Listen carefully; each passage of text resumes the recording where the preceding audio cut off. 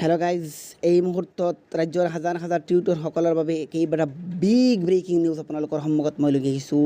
তো শিক্ষা বিভাগৰ কি গুৰুত্বপূৰ্ণ ঘোষণা কৰিলে আপোনালোকে প্ৰথমৰ পৰা লাষ্ট অবধি চাওক। তো টিউটৰ শিক্ষকসকলৰ বাবে কেইবাটা বহুত গুৰুত্বপূৰ্ণ ভাল খবৰ।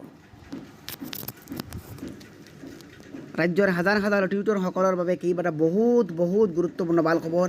আপোনালোকে গম পাইছে যে টিউটৰসকলে ৰাজ্যৰ হাজাৰ হাজাৰ বেঞ্চৰ টিউটৰসকলে 2021 ফেব্ৰুৱাৰী মাহৰ 5 তাৰিখ এপইণ্টমেণ্ট পাইছিল। তাৰপিছত তেওঁলোকে বহু আকাংক্ষা বহু আন্দোলন মুভমেণ্ট কৰিছিল, কিন্তু অসম চৰকাৰে তেওঁলোকৰ চাকৰি নিয়মীয়াকৰণ কৰা নাই, তেওঁলোকৰ ফুল চেলাৰী ইনক্ৰিজ কৰা নাই, তেওঁলোকৰ ফুল বেতন দিয়া নাই, যাৰ বাবে অসমৰ হাজাৰ হাজাৰ টিউটৰসকলে কেইবাটা বহুত গুৰুত্বপূৰ্ণ সিদ্ধান্ত ল'লে। অসম চৰকাৰৰ যিটো গাইডলাইন মতে টিউটৰসকলৰ টেট পাছ কৰিব লাগিব, DLED লাগিব, BEd লাগিব, কিন্তু ৰাজ্যৰ হাজাৰ হাজাৰ টিউটৰসকলে এতিয়া গুৰুত্বপূৰ্ণ আন্দোলনৰ ষ্টেপ ল'লে। অহা 22 জুলাইৰ পৰা, অৰ্থাৎ এই জুলাই মাহৰ 22 তাৰিখৰ পৰা তেওঁলোকে এটা বহুত গুৰুত্বপূৰ্ণ কাৰ্যসূচী হাতত ল'লে। তেওঁলোকে আন্দোলন কৰিব, ধৰ্মঘট কৰিব, আৰু যিবিলাকে টেট পাছ আছে টিউটৰসকলৰ মাজে, যিবিলাকৰ DLED আছে কিংবা DLED নাই, কিংবা 50% মাৰ্কছ আছে, কিংবা BEd আছে কিংবা BEd নাই, সকলোবিলাক টিউটৰসকলে চাকৰি নিয়মীয়াকৰণৰ বাবে তেওঁলোকে এটা বহুত গুৰুত্বপূৰ্ণ ষ্ট্ৰাইক, বহুত গুৰুত্বপূৰ্ণ অৱস্থান, ধৰ্মঘটৰ সিদ্ধান্ত ল'লে। অহা জুলাই মাহৰ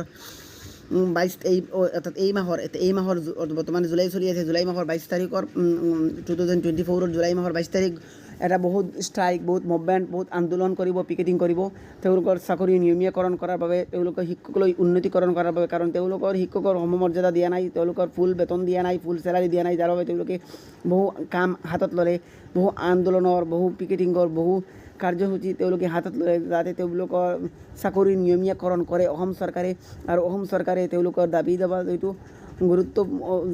যিটো এইটো পূৰণ কৰে, আৰু তেখেতৰ যাতে ফুল চেলাৰী দি তেওঁলোকৰ চাকৰি নিয়মীয়াকৰণ কৰে, চাকৰি পাৰ্মানেণ্ট কৰে, আৰু যাতে তেওঁলোকে ফুল চেলাৰী পায়, তেওঁলোকে অৰ্থাৎ তেওঁলোকৰ মান্থলি যিটো চেলাৰী পায়, আৰু তেওঁলোকৰ দাবী দাবা সকলো যাতে অসম চৰকাৰে ফুলফিল কৰে, অসম চৰকাৰে পূৰণ কৰে তেওঁলোকৰ বাবে। তেওঁলোকে এটা বহু আন্দোলনৰ কাৰ্যসূচী হাতত ল'লে। তেওঁলোকে আগতেও অসম চৰকাৰৰ শিক্ষামন্ত্ৰীক লগ কৰিছিল, স্মাৰকপত্ৰ প্ৰদান কৰিছিল, বৈঠক কৰিছিল, মুখ্যমন্ত্ৰীক ডাঙৰীক স্মাৰকপত্ৰ প্ৰদান কৰিছিল, বহু আন্দোলন কৰিছিল, বহু ষ্ট্ৰাইক কৰিছিল, কিন্তু এইবাৰ 22 তাৰিখৰ পৰা যত্ৰ মত্ৰ আন্দোলন কৰিব, আৰু বহু গুৰুত্বপূৰ্ণ অপ্ৰাধিকৃত টিউটৰসকলে বহুত গুৰুত্বপূৰ্ণ আন্দোলন কৰিব, যাতে তেওঁলোকৰ চাকৰি নিয়মীয়াকৰণ কৰে, আৰু যাতে তেওঁলোকৰ যাতে সকলো দাবী দাবা পূৰণ কৰে অসম চৰকাৰে, আৰু তেওঁলোকৰ যাতে অসম চৰকাৰে বঞ্চনা না কৰে। তো ভিডিঅ'টো চোৱাৰ বাবে মই ধন্যবাদ জ্ঞাপন কৰিছোঁ। Thank you all of U.